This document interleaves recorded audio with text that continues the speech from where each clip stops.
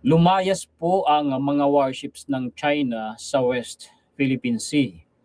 Ang dahilan kaya pala mukhang natakot dahil po mga kaistorya, ang puwersa po ng mga Navy ng Amerika, Australia at Pilipinas ay sama-sama pong nagpatrolya sa West Philippine Sea. Akala ko ba matapang? Yun pala, lumalayas din. Umiiwas din. Kung sa bagay mga kaistorya, sa lahat po naman ng mga bansa na pinakaiiwasan ng China na makabangga, ay ang Amerika. Subok naman kasi talaga ang lakas, puwersa at kakayahan ng Amerika pagdating sa labanan. At kung pag-uusapan, pinakamalakas at pinaka-high-tech po mga kaistorya na armed forces sa buong mundo, lalo na ang Navy, ay wala pong iba kung hindi po ang Amerika. Kaya mga kaistorya, umiiwas ang China. Aba, maliliit na bansa lang naman pala ang kayang bulihin itong China na ito. Pagka nandyan ang Amerika, lumalayo naman pala. Kaya tama lamang po, mga kaistorya, na yung presidente natin ay lalo hong pinalakas ang puwersa ng Amerika dito sa Pilipinas kasi wala naman pong ibang magtatanggol sa atin kung hindi po ang Amerika laban sa China. Aminin man natin o hindi natin minamalit ang armed forces natin, kasi subok po ang tapang at kakayahan ng mga sundalo natin sa labanan. Ang problema lamang natin ay kulang po tayo sa mga kagamitan, Aba, kung meron lamang tayo sapat na kagamitan, itatablahin natin ang China. Kaya nga lamang, alam naman natin ang kalagayan ng bansa natin. So wala tayong ibang inaasahan na magtatanggol sa atin kung hindi ang Amerika. Kaya pabor na pabor sa atin ang EDCA kung tutuusin. Yan ang pag-uusapan natin. Paki-share po mga kaistorya at paki-like at idadagdag ko pa yung pinasabog po ni Secretary Gibo ng Department of National Defense na may mga politiko raw po at opisyal ng gobyerno natin na pinupunduhan ng China. Ay ano na tayo? Mga Pilipinong sukab sa pera. Nakakalungkot lang. Okay, mag-umpisa po tayo mga kaistorya. Huwag po tayo nang magpaligoy-ligoy pa. Ipakita ko sa inyo itong mga references natin. Palakihin ko muna para mabasa ninyo. Mainstream po ito ANC. Ang sabi ng Armed Forces of the Philippines, no Chinese warships monitored in West Philippine Sea in past week. Kita ninyo, warship ng China wala raw po mga kaistorya sa West Philippine Sea. Aba, bakit ganun?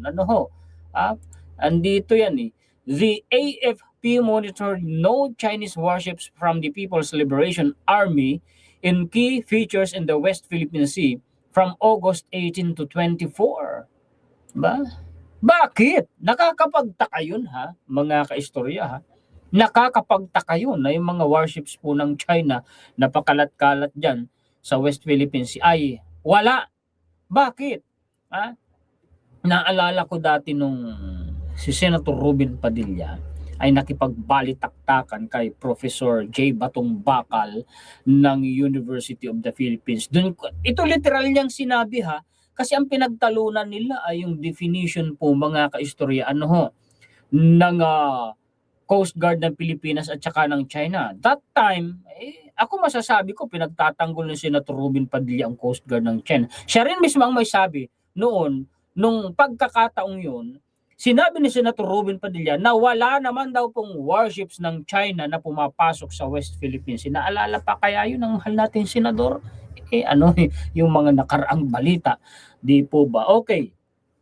Tuloy tayo. Ano ang dahilan kaya? Bakit kaya ganoon? Kasi po mga kaistorya, may nangyari po. Andito yan. Kunin ko muna. Yan pala yung dahilan. Philippines, Australia, US, complete naval exercises in West Philippine Sea. Literal West Philippine Sea. ang binanggit mga kaistorya ha. Sama-sama po yung paglalayag, dinadaan lamang sa sinasabing exercises ano ho. Kasi ginagawa din naman ng China yan at saka ng kalyado niyang bansa kagaya po ng Malaysia at saka ng Russia. Para hindi sila sitahin. Ano ho? Ngayon, para hindi naman makaangal din ang China, o exercises din, naval. Kaya pala magkakasama palang naglayag ang pwersa, ng Amerika, ng Australia at ng Pilipinas sa West Philippines. Ayan yun, oh. Yan yung isa sa high-tech na warship ng Amerika eh. Ilan lang yan eh. Literal combat ship po yan ng Amerika, mga kaistorya. Basahin nga natin itong magandang balitang ito.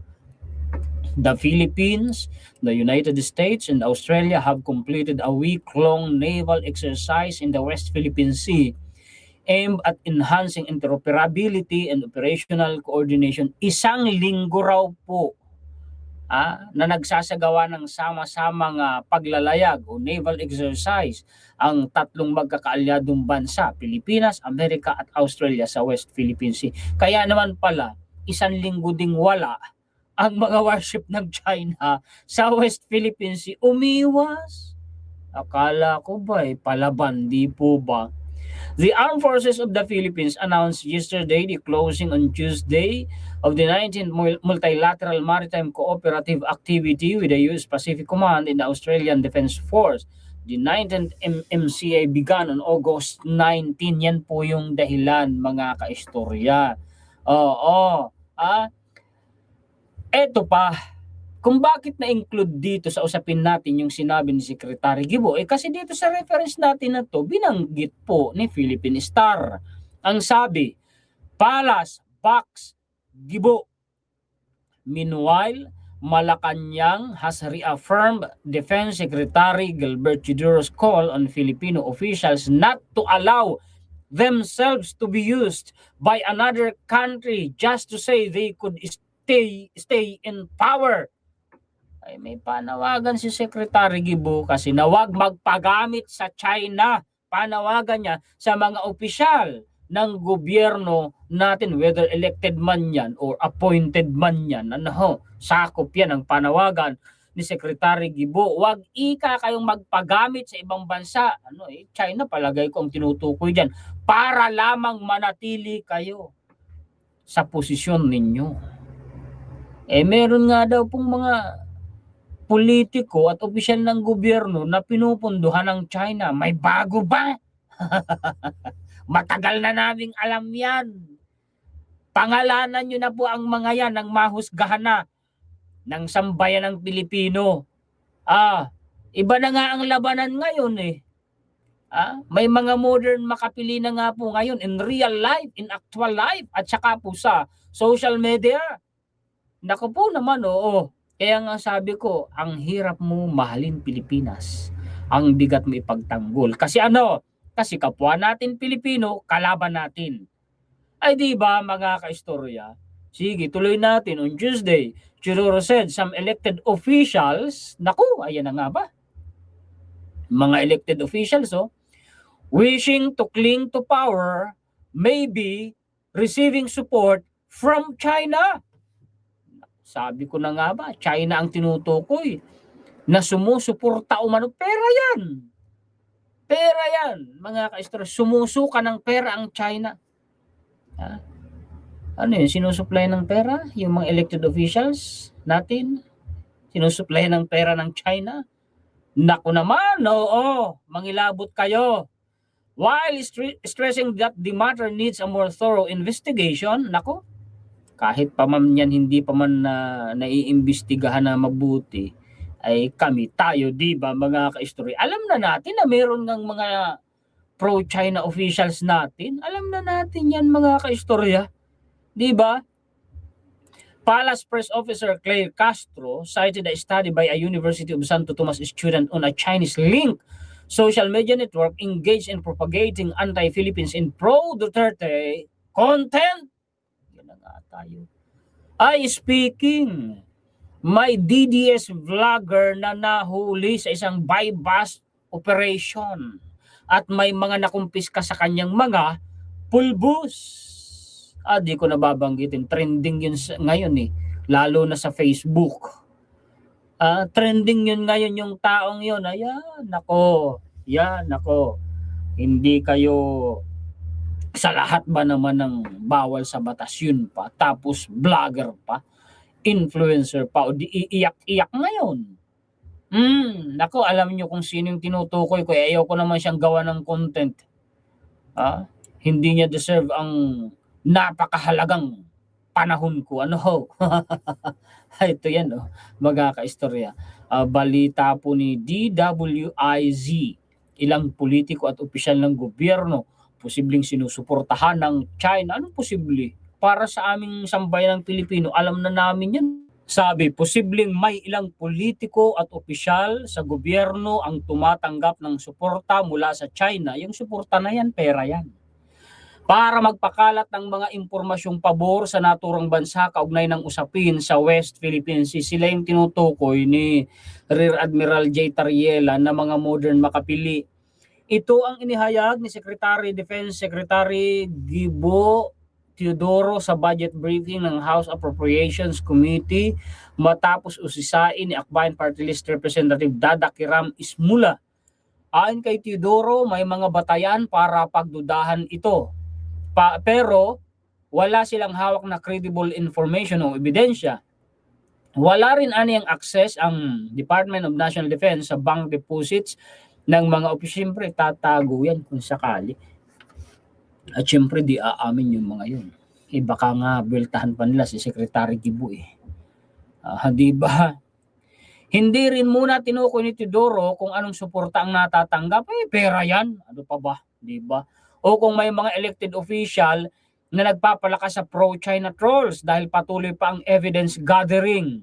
Samantala, pinunan ni Teodoro ang Chinese Embassy website na aniyay tila naging propaganda institution na at nakikinabang pa sa freedom of speech sa Pilipinas. Kasi sa China walang freedom of speech. Nakikipagbakbakan ba naman ang pinupunteriya ng embassy na yan ng China dito sa Pilipinas? Mga opisyal pa ng gobyerno natin. Laki ng pakinabang nila sa atin, Di ba? Ito yan, yung sinabi po ni Secretary Gibo. Play ko nga. Medyo palitin ko kasi ayokong makopyright. May mga elected officials din po ba na nag-amplify ng mga pro-China trolls? I think the statements speak for themselves. I believe, there are some undeniably that the pronouncements speak for themselves. However, I'd like to point out too that the Chinese embassy website itself is not a diplomatic website anymore, but it is already a propaganda institution. Yeah. Yung ibang mga official, elected officials natin, halatado naman sa mga pananalita. Halatado naman kung paano ipagtanggol ang China. At ang masaklap, habang pinagtatanggol nila ang China, halatado na televise pa nga para bagang nilalaglag. Hindi nga para bagang, nilalaglag naman ang Pilipinas. Diba? Ay kitang-kita naman natin yun. Lahat naman tayo nakabatay sa mga balita. Kaya nga kilala natin yung mga yun, diba? Ito China pa ito. Kaya galit na galit ngayon ang China kaya Secretary Gibo ng DND at kaya Rear Admiral J. Tariela. Dahil diba yung mga sinalakay ng mga autoridad natin na mga steel plants sa Pilipinas, sa iba't ibang probinsya, hindi lang naman yung sa Davao City ba yun o hindi lang din sa Misamis, meron pa nga rin sa Pampanga. Pag-aari daw pala ng China, sabi. Ito, balita ito ni bilyonaryo i-highlight ko na lang, hindi ko ito play kasi matinding mang copyright po ito. Pag-aari ito ng ABS-CBN I-highlight ko na lang tapos basahin ko yung caption. Mga kaistorya. Sabi dito, hawak daw ng Chinese nationals, hawak ng Chinese national hindi naman malinaw kung gobyerno ng China, pero ang nakakapagtaka dito kasi, bakit umangal-ngal ngayon ang China dito tungkol dito sa mga sinalakay na ito, na steel plants na pag-aari ng Chinese national. At sabi nga ni Secretary Gibo, pag-aari daw nito niyang. Ay bakit parang pinagtatanggol sila ni China, di ba? Hawak daw ng Chinese nationals ang lahat ng steel plant na sinalakay ng PAOK dahil sa illegal na aktibidad. Naalarma ang mga ahensya, naalarma raw ang ahensya dahil ang mga material mula sa mga kumpanyang ito ang ginamit sa mga gumuhong gusali sa Mindanao at Pampanga. Nakakapagtaka ba? Ay yung mga tofu dregs nga sa China, mga buildings nga eh. Diba? Isipin ninyo yung deformed bar, kung tawagin ay kabilya sa atin sa Tagalog. Parang gumang ginaganon-ganon lang nung Chinese national sa China. May content ako dun ha. May dedicated content ako tungkol dyan, mga kaistorya. Eh, hindi nakakapagtaka na yung kultura na yan ng China ay dinala dito sa Pilipinas. Ang saklap lang, eh, dito sa sarili nating bansa, nabibiktima nila tayo. Diba? Sabi ni Rear Admiral J. Tariela, nawalan kasi ako ng internet kanina. I stand with Secretary Gilbert Teodoro. Kung binabastos na ng China ang ating karapatan sa West Philippine Sea, wag naman nating hayaang alipustahin pa lang ating bansa sa sarili nating lupa. Tama, dapat nga yung Chinese ambassador na yun, palayasin na lang yan dito sa Pilipinas eh. Ang sakit kaya sa damdamin no, nasa sarili nating bansa ay binabastos nila tayo dito pa mismo sa mainland natin ha. Ewan ko ba? Sa lahat ng embahada kailanman dito sa Pilipinas, ngayon lang tayo nakakita ng ganitong klaseng pagmamalabis. Kailangan nating ipakita na hindi tayo papayag dito. Tama. Tingnan ninyo, ang dami-daming embahada dito ng iba't ibang bansa. Sa bansa natin. China lang talagang natataging gumagawa ng ganyan. Ay ibang klase talaga, nakakabwisit ka talaga sa totoo lang. Dagdag lang na balita bago pa mapaglipasan ito ng balita. Tagal na nito eh, kaya lang natatabon. Actually, ang dami ko talagang topic. Naiipon lang sa baul ko, halos di ko na kayang gawan lahat ng content. Sabi rito, Davao, epicenter of flood control corruption. Sabi po ni Ombudsman Boying Remulla. Totoo kaya ito? Play ko. Meron po bang ginagawa ang ombudsman sa pag-imbestiga sa mga flood control corruption issues sa panahon pa ng nakaraang administrasyon? Opo, at hindi lang ho madali talaga sapagkat sabihin natin, ang epicenter po ng flood control bago dumating ang Marcos administration ay Davao City. Ang ecosystem of corruption po mabigat. Ngayon, sa administrasyon ni PBBM, sino kaya ang epicenter po ng flood control for corruption? Anong kaya? Anong probinsya kaya? Anong bayan o syudad kaya? Dapat malaman natin, Pwede. Mahirap pong kumuha ng impormasyon. Marami hong taong hindi nagsasalita, pero hindi ko kami tumitigil. Davao po yung ecosystem na aming tinutukoy. Nako. At kasi doon ho maraming pondo na pumasok daw sa flood control. Yan po yung aming kinakalap ng gusto. Baka may magagalit naman sa akin. Ako nagre-reiterate lang ng balita, hindi galing sa akin yan ha. Anong magagawa ko? Yan yung laman ng balita, di ba? At meron pa ho mga lalawigan na aming tinitingnan sa panahon yun. Upang makita yung pattern kung saan po nagsisimula yung mga pattern. Your Honor. Okay, so malinaw po ang sinabi, no?